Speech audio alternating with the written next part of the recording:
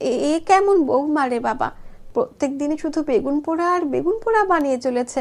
বাধ্য হয়ে পরের দিন শাশুড়ি মা নিজে হাতেই সব রকম সবজিগুলি রান্না করে ফেললো। কিন্তু তার তো বয়সও হয়েছে, এইভাবে কি আর বেশি দিন চলতে পারে? একদিন ওদের বাড়িতে পাশের গ্রাম থেকে অনেক অতিথি আসে। বৌমা, বৌমা, কোথায় গেলে? দেখছো না কারা এসে বসে রয়েছে? কতক্ষণ হয়ে গেল, একটু চা জল খাবার তো বানিয়ে আনবে। আসলে আমি না মা, ভাবছিলাম একেবারে দুপুরের জন্য গরম ভাত আর বেগুন পোড়াই বানিয়ে ফেলবো, তাই আর কি। ও মা, সেই কথা বললে হয় নাকি?